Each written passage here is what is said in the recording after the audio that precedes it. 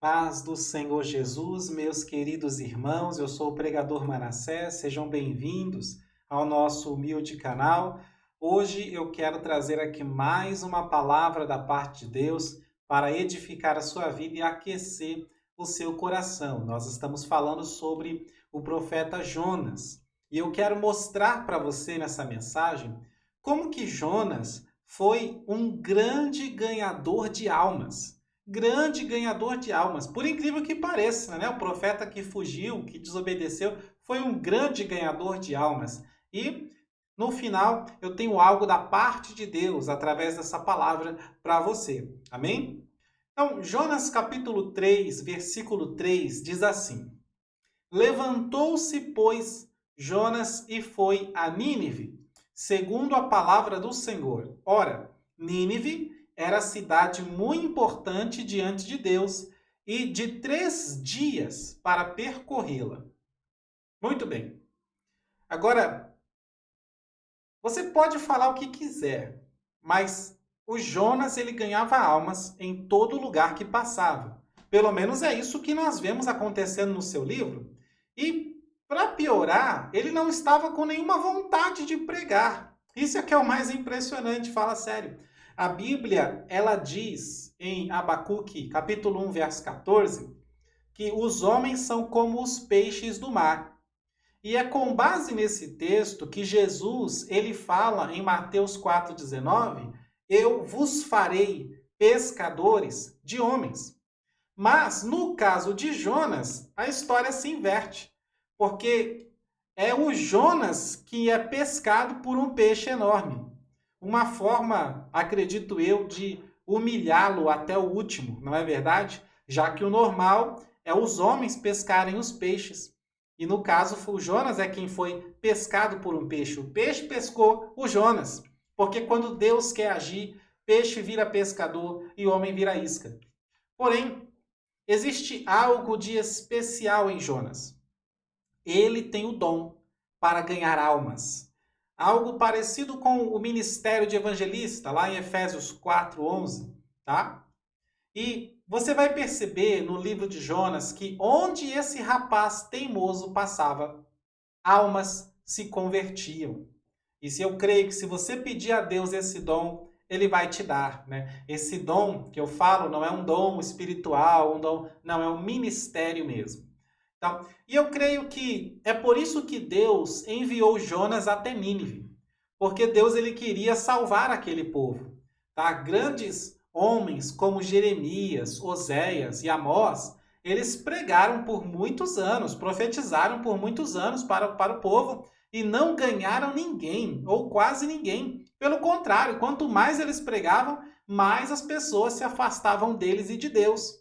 E talvez você pense assim, mas a mensagem deles era pesada. E a de Jonas não foi? Dizer que a cidade vai ser destruída é a mesma coisa que dizer que Jerusalém vai ser destruída por causa dos seus pecados. Ora, é a mesma mensagem, tá?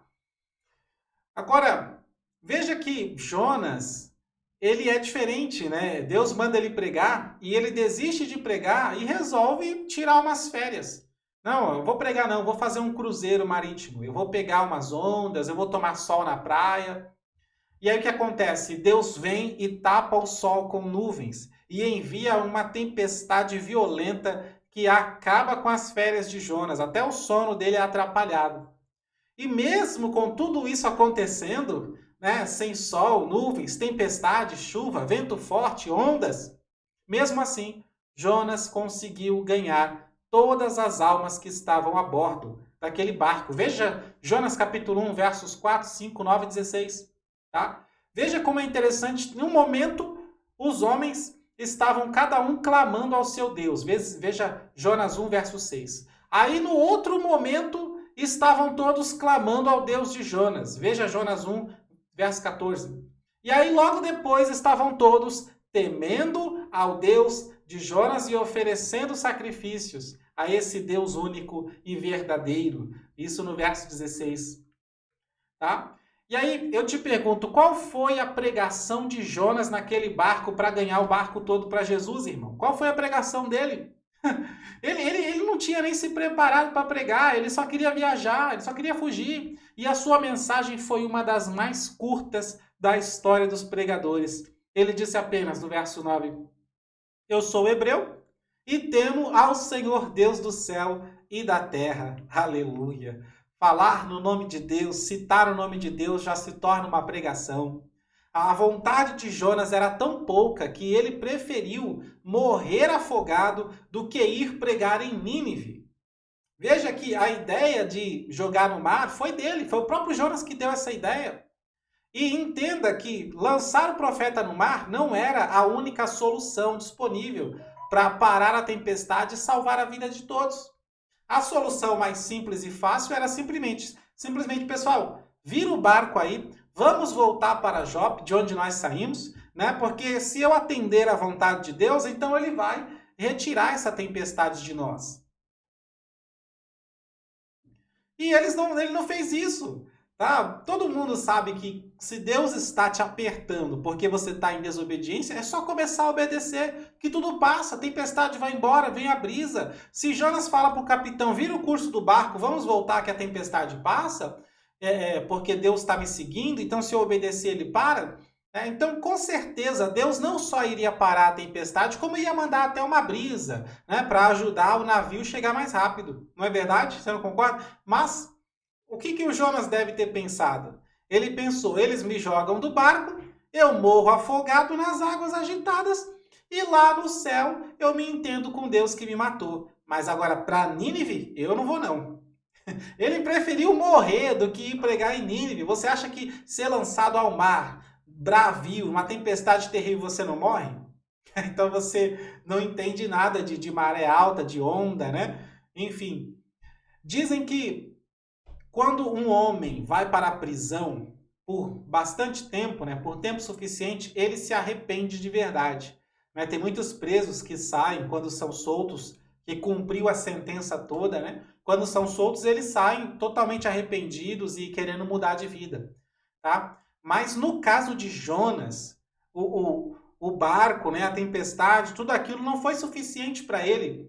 Na verdade, ele ficou 3 dias e 3 noites preso em uma cadeia de segurança máxima no fundo do oceano, sem ajuda, sem visita, sem nada. E nem assim ele mudou de ideia, nem assim ele se converteu. Olha que coisa, se converteu no sentido de mudar de pensamento, de querer, que conversão, arrependimento é isso, mudar de pensamento, de querer obedecer a Deus e ir lá pregar em Nínive. Eu até brinco de vez em quando que o Jonas, eu acho que ele era meio nordestino, né? Porque o profeta da cabeça dura, Deus trancafiou ele dentro de um peixe 3 dias e 3 noites. E quando você observa e analisa a oração que ele faz no capítulo 2, você percebe que em nenhum momento ele prometeu dizendo, Deus, agora eu vou pregar em Nínive, se o Senhor me tirar daqui, eu... Não. Ele não prometeu isso. Ele apenas fez um voto dizendo que ia oferecer sacrifícios a Deus. E não pense você que o peixe deixou Jonas lá na cidade de Nínive. Não deixou. Tá? Tem muita gente que prega isso. Não deixou. Porque Nínive não tem praia. Nínive não tem litoral. Está muito longe de qualquer praia. Entendeu?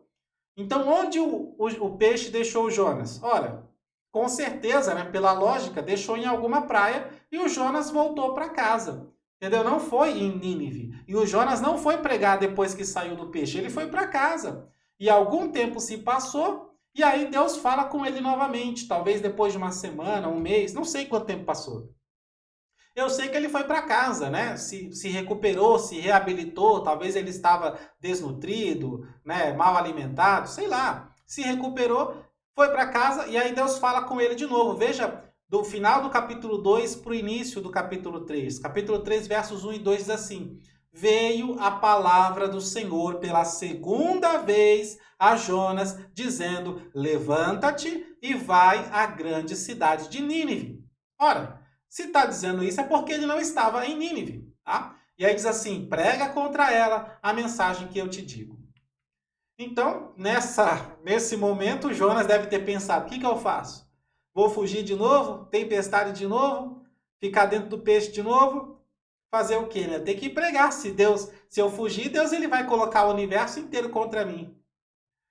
E aí a Bíblia diz, no texto que nós lemos lá no início, que para você atravessar a cidade de Jonas, a cidade de Nínive, perdão, para você andar a cidade toda, é uma viagem de 3 dias.